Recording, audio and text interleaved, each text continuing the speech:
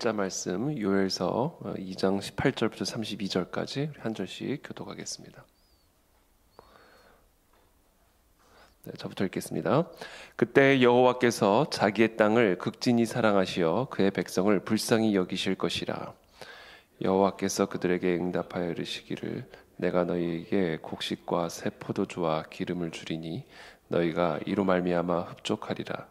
내가 다시는 너희가 나라들 가운데에서 욕을 당하지 않게 할 것이며 내가 북쪽 군대를 너희에게서 멀리 떠나게 하여 메마르고 적막한 땅으로 쫓아내리니 그 앞에 부대는 동해로 그 뒤에 부대는 서해로 들어갈 것이라. 상한 냄새가 일어나고 악취가 오르리니 이는 큰 일을 행하였음이니라 하시리라. 땅이여 두려워하지 말고 기뻐하며 즐거워할지어다. 여호와께서 큰 일을 행하셨음이로다. 들짐승들아 두려워하지 말지어다. 들의 풀이 싹이 나며 나무가 열매를 맺으며 무화과 나무와 포도나무가 다 힘을 내는도다.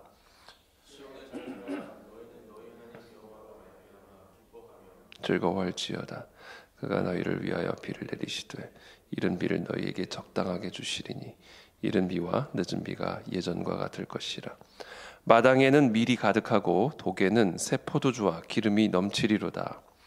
내가 전에 너희에게 보낸 큰 군대 곧 메뚜기와 느치와 황충과 팥중이가 먹은 횟수대로 너희에게 갚아주리니 너희는 먹되 풍족히 먹고 너희에게 놀라운 일을 행하신 너희 하나님 여호와의 이름을 찬송할 것이라. 내 백성이 영원히 수치를 당하지 아니하리로다. 그런즉 내가 이스라엘 가운데 있어 너희 하나님 여호와가 되고 다른 이가 없는 줄을 너희가 알 것이라. 내 백성이 영원히 수치를 당하지 아니하리로다. 그 후에 내가 내 영을 만민에게 부어주리니 너희 자녀들이 장래일을 말할 것이며 너희 늙은이는 꿈을 꾸며 너희 젊은이는 이상을 볼 것이며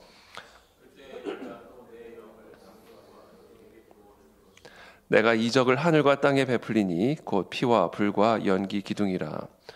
여호와의 크고 두려운 날이 이르기 전에 해가 어두워지고 달이 핏빛같이 변하려니와. 함께 읽습니다. 누구든지 여호와의 이름을 부르는 자는 구원을 얻으리니 이는 나 여호와의 말대로 시온산과 예루살렘에서 피할 자가 있을 것이며 남은 자 중에 나 여호와의 부름을 받을 자가 있을 것임이니라. 아멘.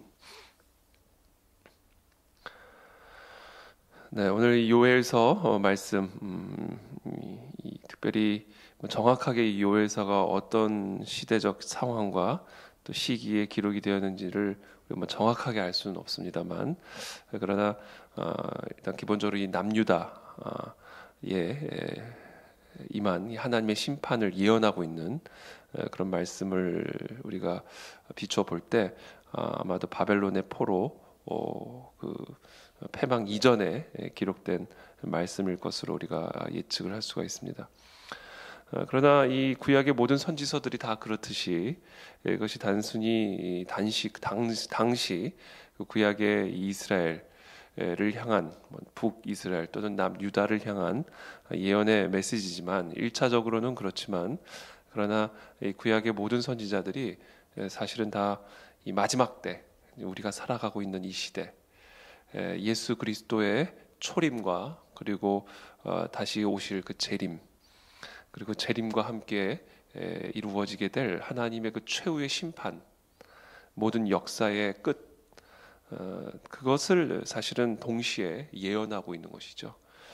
그래서 우리는 이 구약의 선지서를 묵상을 할 때 1차적으로는 당시 그 북이스라엘 또는 남유다 백성을 향한 하나님의 예언, 사실상 모든 선지서들이 다 심판에 대한 예언입니다.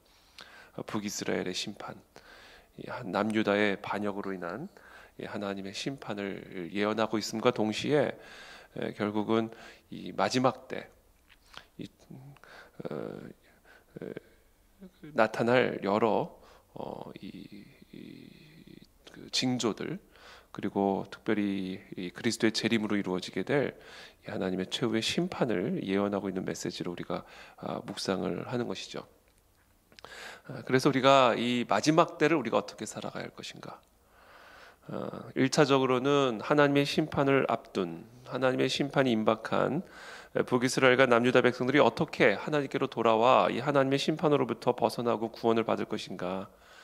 하나님의 언약 백성으로서, 이 신의 산에서 하나님과 언약을 맺은 그 언약 백성으로서 지금 어떻게 살아가야 할 것인가 를 말씀하신과 동시에 이제 예수 그리스도의 언약의 피로서 언약 백성이 된 저와 여러분들이 하나님의 최후의 심판을 앞둔, 그리스도의 재림과 함께 이루어지게 될 그 최후의 심판을 앞둔 저와 여러분들이 어떻게 이 마지막 때를 살아가야 할 것인가를 말씀하고 계시는 메시지인 것이죠. 그래서 이것은 모든 구약의 선지서들은 그와 같은 이 이중적인 메시지를 담고 있음을 우리가 알고 우리의 삶에 어떻게 구체적으로 적용할지를 묵상해야 되는 것입니다.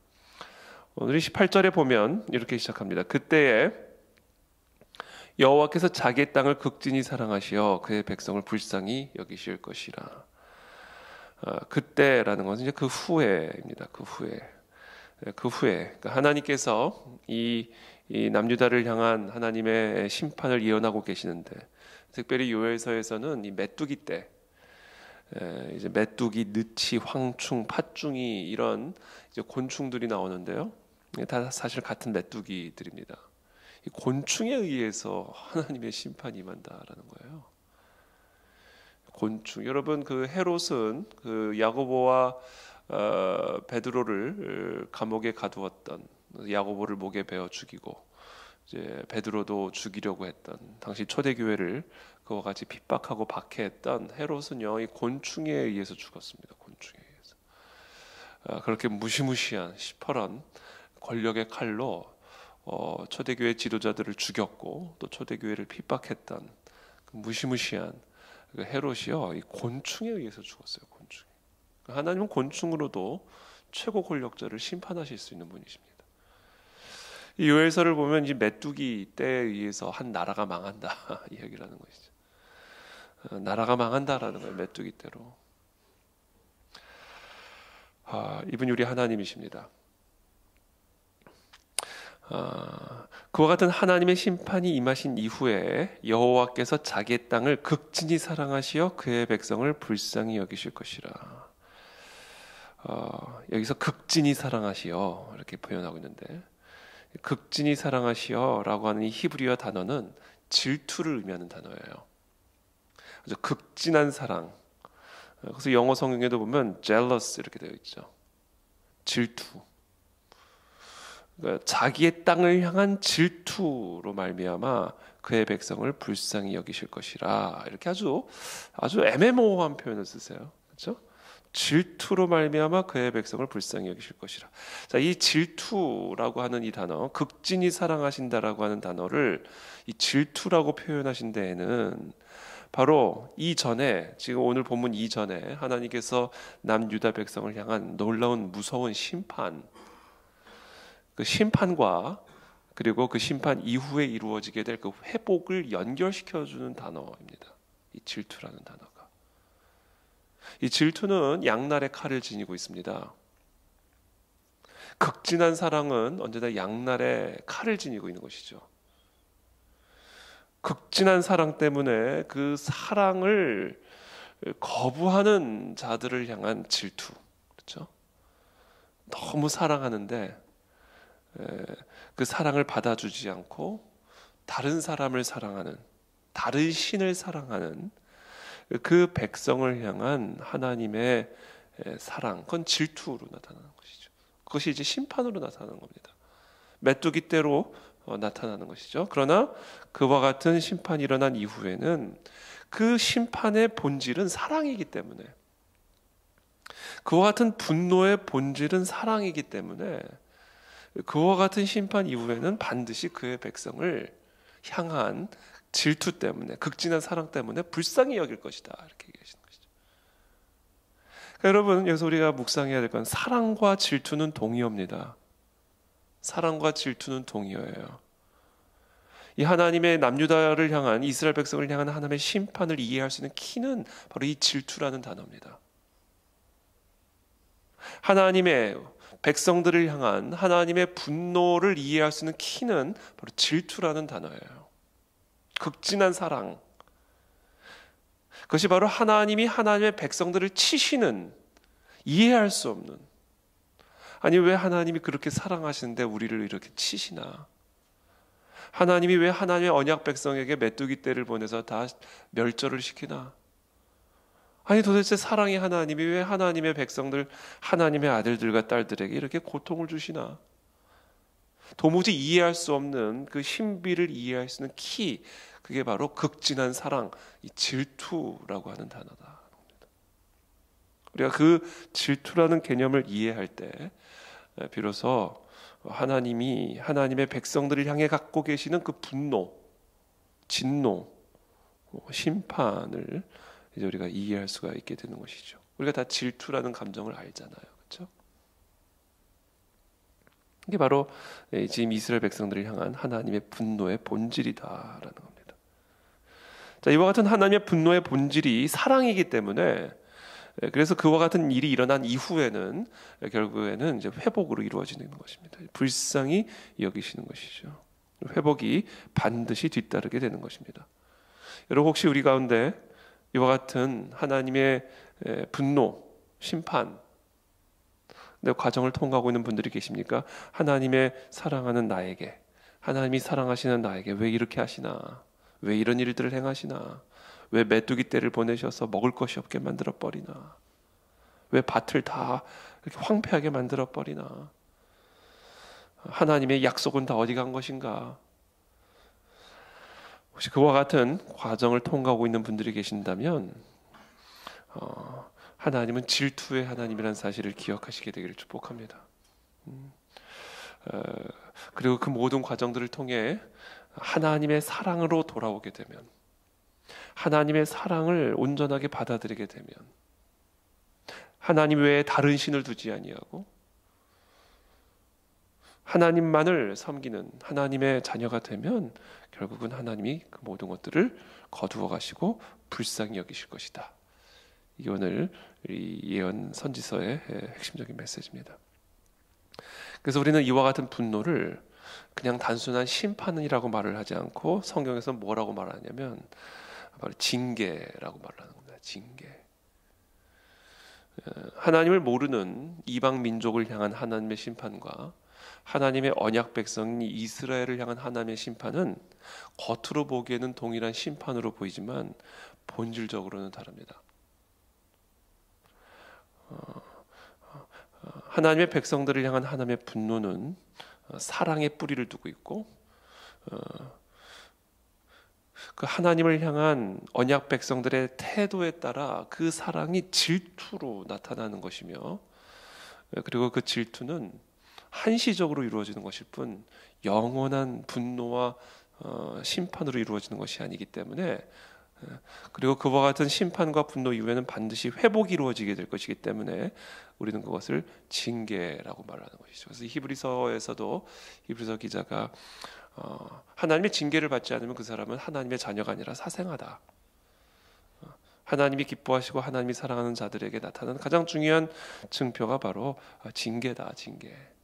그래서 어그러진 거, 이 모든 것들을 회복하고 치유하심으로써 더 온전한 하나님의 아들, 딸들로 세우시는 이 하나님의 섭리가 바로 이 모든 심판과 분노 안에 담겨져 있는 하나님의 뜻이다라는 겁니다. 19절에 여호와께서 그들에게 응답하여 이르시기를 내가 너희에게 곡식과 새 포도주와 기름을 주리니 너희가 이로 말미암아 흡족하리라. 이제 흡족하게 될 거다. 내가 너희에게 곡식과 새 포도주와 기름을 다 뺏어가 메뚜기 떼들에게 주었지만 내가 그것을 다시금 다 회복하여 너희로 말미암아 흡족하게 하리라. 내가 다시는 너희가 나라들 가운데서 욕을 당하지 않게 할 것이며 내가 북쪽 군대를 너희에게서 멀리 떠나게 하여 메마르고 적막한 땅으로 쫓아내리니 그 앞에 부대는 동해로 그 뒤에 부대는 서해로 들어갈 것이라. 상한 냄새가 일어나고 악취가 오르리니 이는 큰 일을 행하였음이니라 하시리라. 이 악취, 그렇죠? 그래서 보면 이제 이 곡식과 새 포도주와 기름 이것을 다 뺏어가는 이 메뚜기 떼, 그렇죠? 그런데 20절에 보면 군대라는 표현을 써요. 그러니까 이 이전 구절에서는 지금 이 남유다를 공격해온 하나님의 심판의 도구를 이제 메뚜기 떼라고 표현을 하셨는데 오늘 본문에서는 특별히 군대라는 표현을 씁니다. 그래서 많은 신학자들은 이 요엘서에서 말씀하고 있는 메뚜기 떼가 사실은 바벨론과 같은 이방 민족의 군대를 상징하는 것이다 라고 생각하는 신학자들도 있습니다. 물론 그럴 수도 있습니다. 그러나 또 다른 신학자들은 아니다, 자연재해다. 실질적인 이 메뚜기 떼로 인한 하나님의 심판, 자연적인 재해로 이 땅에 아주 그냥 극심한 흉년이 임하여 하나님의 심판이 임한 것이다 라고 보는 분들도 있습니다. 정확하게 우리는 알 수는 없습니다만, 그러나 저는 그 두 가지를 다 의미한다고 볼 수 있다고 생각해요.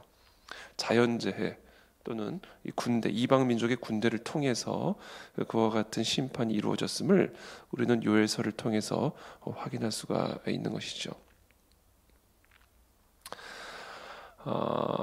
그러나 그것이 실질적인 군대를 통해서든 아니면 메뚜기 떼를 통해서든 오늘 우리가 이 본문을 통해서 한 가지 묵상할 수 있는 것은 하나님이 사랑하는 하나님의 자녀들을 징계하실 때, 하나님의 질투를 표현하실 때 가장 중요하게 사용하시는 도구가 뭐냐면 바로 이 경제적인 징계입니다. 이 경제적인 환난입니다. 이 경제적인 시련입니다.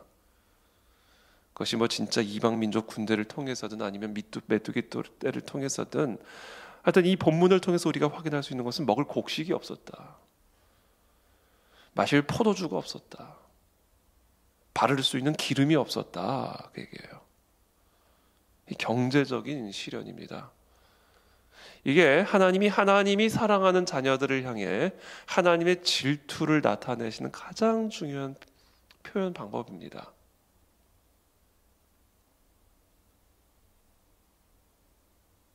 나와 재물을 겸하여 섬길 수 없느니라. 예수님의 엄중한 말씀이시죠. 여러분, 하나님이 언제 가장 강력한 질투를 느끼시냐면요, 우리가 재물을 겸하여 섬길 때예요. 예수님이 딱 그 말씀하셨어요. 너가 재물을 사랑할 때 나는 질투한다. 너는 절대로 나 외에 다른 신을 두지 말라. 그게 구약의 십계명의 말씀이죠. 그것을 예수님께서는 이렇게 해석해 주셨어요. 나와 재물을 겸하여 섬길 수 없다. 이 경제적인 시련을 통해서 하나님은 하나님의 강렬한 사랑, 극진한 사랑을 우리에게 표현하십니다. 질투로. 21절에 땅이여 두려워하지 말고 기뻐하며 즐거워할지어다. 여호와께서 큰 일을 행하셨음이로다. 들짐승들아 두려워하지 말지어다. 들의 풀이 싹이 나며 나무가 열매를 맺으며 무화과 나무와 포도나무가 다 힘을 내는도다. 하나님이 심판이 임하시면요, 땅도 어떤 싹을 내지 않아요. 미국 국경선을 지나서 멕시코로 들어갔더니요, 아니 그 선 하나 지나가는데 땅이 왜 이렇게 다릅니까? 나무가 달라요. 집에서 키우는 애완견이 다릅니다. 모습들이. 아니 그 똑같은 땅에 연결된 땅이잖아요. 하나의 거대한 대륙이잖아요. 그 경계선 하나 딱 지나가는 순간 이 모래가 달라요. 땅의 이 토질 자체가 다릅니다. 그러니까 하나님이 저주를 하시면, 하나님이 심판을 하시면, 아니 똑같은 땅인데 다른 땅이 된다니까요. 이게 하나님의 심판이에요. 그러나 이제 하나님께서 그와 같은 질투를 통해서, 경제적인 시련을 통해서 이제 재물을 섬기지 않는, 하나님 외에 다른 우상을 두지 않는 진정한 예배자가 되면, 그러면 하나님이 그 모든 땅을 다 회복하셔서 새 포도주와 새 곡식과 새 기름으로 우리를 흡족하게 해주실 것이다. 그렇게 말씀하고 계시는 겁니다. 23절에 시온의 자녀들아 너희는 너희 하나님 여호와로 말미암아 기뻐하며 즐거워할지어다. 이제 기뻐하며 즐거워할지어다. 회복을 약속하시는 것이죠. 그렇습니다. 우리를 향하신 하나님의 뜻은 재앙이 아닙니다. 미래의 희망과 소망을 주기 위한 것이지 영원한 멸절을 위한 심판이 아닙니다. 왜냐하면 우리를 향한 하나님의 분노는 사랑의 뿌리를 두고 있는 것이요, 그것이 바로 질투로 표현되는 것일 뿐이기 때문에 그래요. 그래서 우리가 하나님과 겸하여 사랑하고 있는, 하나님과 겸하여 섬기고 있는 이 재물을 사랑하는 마음, 이 재물을 의지하는 마음만 우리가 떼어버리면, 그러면 하나님은 이 모든 것들을 다 회복해 주실 것이다. 돈을 사랑하면 하나님이 돈을 다 뺏어 가신다, 그 얘기예요. 그러나 돈을 사랑하지 않으면 돈을 부어 주신다. 하나님 외에, 또는 하나님만큼 우리가 그 사랑하는 그것 때문에 우리에게 그것이 주어지지 않는 겁니다. 그래서 우리가 정말로 우리가 하나님의 복을 받기 위해서는 어떤 면에서는 복을 사랑하지 말아야 돼요. 하나님만 사랑해야 되는 겁니다. 이 역설이죠. 우리를 흡족하게 하시는 하나님의 곡식과 포도주와 기름을 정말로 우리가 원한다면 우리는 철저하게 그것을 사랑하지 말아야 됩니다. 그때 하나님은 우리의 마음을 흡족하게 하는, 우리의 모든 필요들을 채우시는 하나님의 회복을 우리 가운데 허락해 주신다라는 것이죠. 그래서 어거스틴은 그런 얘기를 했어요. 우리가 진짜 기도할 때 우리가 원하는 거, 우리가 바라는 거를 정말 간절하게 기도하되, 그것이 무엇이든, 돈이든 곡식이든 포도주든 기름이든 뭐든 정말로 내가 원하고 바라는 것을 간절하게 기도하되, 그러나 동시에 그것을 언제든지 내려놓을 수 있고 포기할 수 있는 고백을 하라, 그렇게 얘기합니다. 그 기도에 역설적이죠. 그것을 간절히 구하면서도 하나님, 나 이걸 포기하겠습니다. 하나님의 뜻이 아니면 난 이거를 포기하겠습니다라고 하나님 앞에 고백하고 말로 표현을 하라, 이렇게 얘기를 합니다. 그게 안 되면 당신의 그 간절한 기도의 제목이 당신의 마음 깊은 곳에 있는 우상일 가능성이 매우 크다, 그렇게 얘기를 합니다.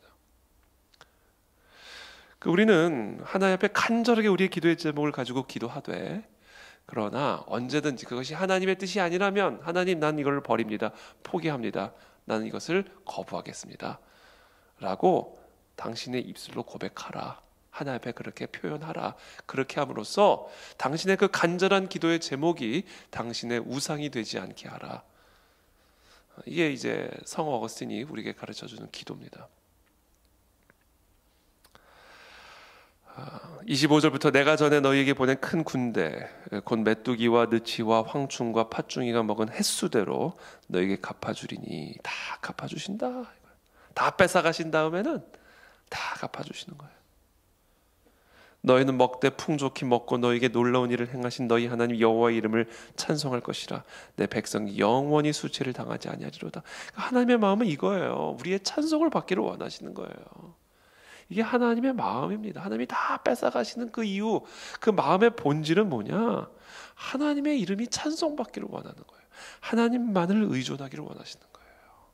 곡식을 의지하고 포도주를 의지하고 기름을 의지하고 그 모든 것들을 가능하게 하는 재물을 의지하는 우리 마음을 향한 하나님의 그 분노, 그거의 본질은 나만 바라보라, 나만 의지하라, 내가 이 모든 것의 주관자다, 나 외에 다른 신은 없다 라는 사실을 우리가 더 철저하게 바라보고 의지하게 하기 위한 것이다 라는 거예요.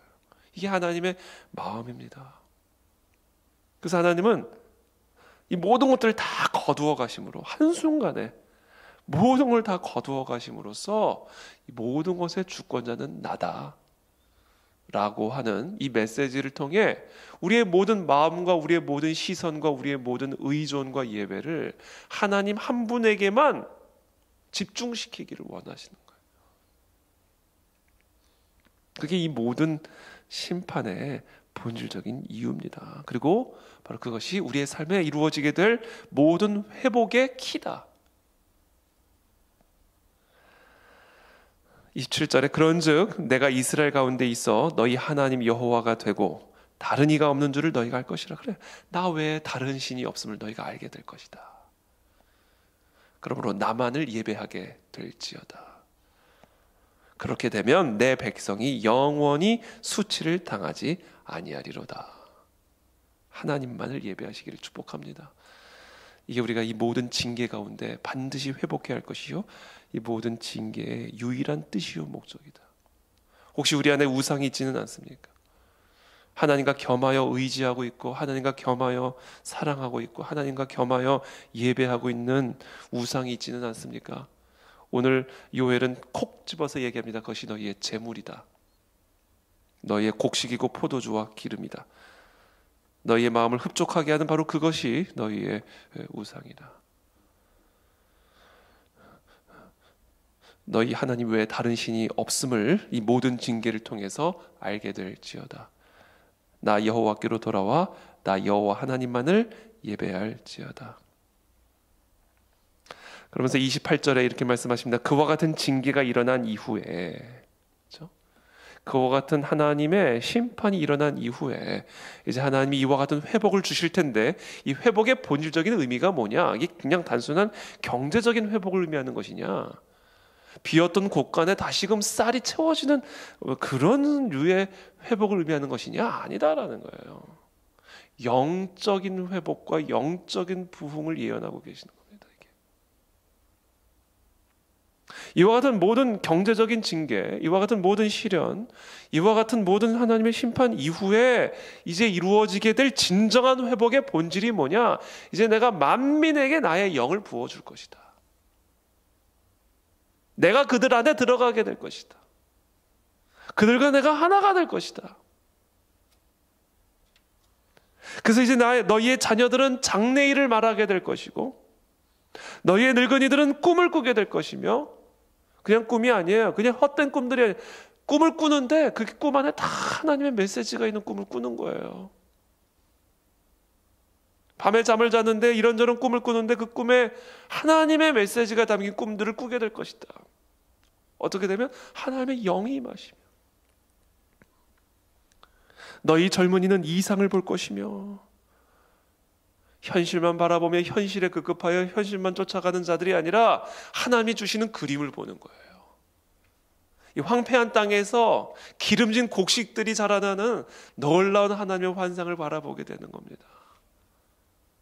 수많은 영혼들이 마음에 예수 그리스도의 십자가를 품고 열방에 흩어져 그 땅에 하나님의 복음을 전하고 그 땅에 하나님의 영광을 드러내며 아무도 하나님을 예배하지 않은 그 땅에서 하나님을 예배하는 그와 같은 이상을 보게 된다.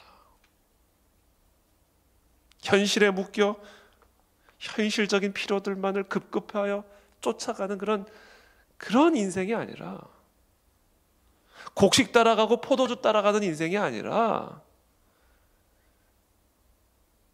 하나님이 주시는 이 놀라운 부흥의 열매, 물이 바다 덮음같이 여호와를 인정하는 것이 가득한 그런 세상을 꿈꾸며 하나님을 예배하지 않은 그 땅에 나아가 하나님을 예배하며 그리스도의 복음을 증언하는 그와 같은 놀라운 부흥의 역사들을 말하게 될 것이고, 꿈을 꾸게 될 것이고, 그것을 보게 될 것이다. 진정한 영적 부흥을 지금 약속하고 계시는 것이죠. 그때 내가 또 내 영을 남종과 여종에게 부어줄 것이며 내가 이적을 하늘과 땅에 베풀리니 곧 피와 불과 연기 기둥이라. 피와 불과 연기 기둥, 이것은 무엇입니까? 바로 하나님의 최후의 심판, 예수 그리스도의 재림을 예표하는 징조들이죠. 그러니까 마지막 때에 일어나게 될 이 징조들, 예수 그리스도의 재림을 앞두고 있는 이 마지막 때를 살아가는 저와 여러분들에게 일어나게 될 이 많은 이 마지막 때의 징조들, 종말의 징조들을 말씀하고 계시는 겁니다. 그러므로 오늘 이 본문 말씀은 결국 뭐냐?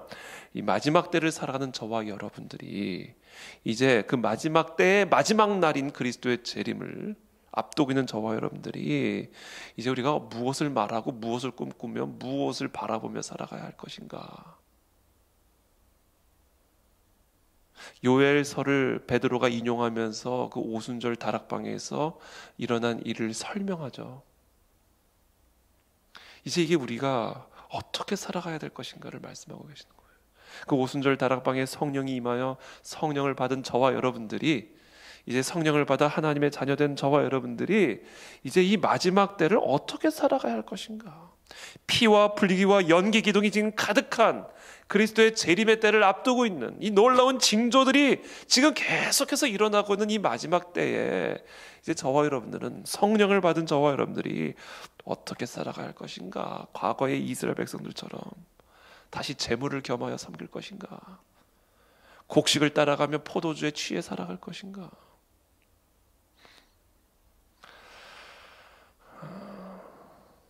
우리들에게 허락한 경제적인 시련 안에 담겨져 있는 의미가 무엇인지를 오늘 잘 묵상하시게 되기를 축복합니다. 앞으로 어쩌면 이 나라, 이 열방, 이 세계 가운데 벌어지게 될지 모르는 극심한 경제적인 시련, 요셉이 보았던 그 7년의 흉년, 그와 같은 시련 속에서 우리가 어떤 환상을 보고 비전을 말을 해야 할지 오늘 이 요에서는 우리에게 말씀해 주고 있는 것이죠. 그러므로 먹든지 마시든지 무슨 일을 하든지 다 하나님의 영광을 위하여 하라.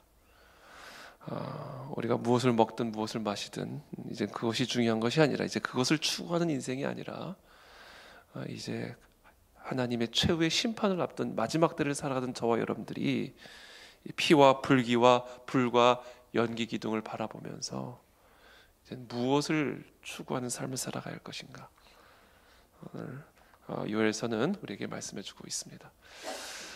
이 시간 축복합니다. 오늘 하나님의 영을 우리 가운데 부어주셔서 하나님, 우리 가운데 임한 다양한 시련, 다양한 징계 속에 담겨져 있는 하나님의 메시지를 우리가 듣게 도와주옵시고, 하나님 외에 우리가 섬기고 있는 모든 우상들은 제거하게 도와주시고, 온전히 하나님만을 예배하는 성령의 사람이 되게 도와주시어서 이 땅의 놀라운 영적 각성과 놀라운 영적 추수를 향하여 나아가는 그런 추수꾼들이 다 될 수 있도록 우리 모두를 축복하여 주시옵소서.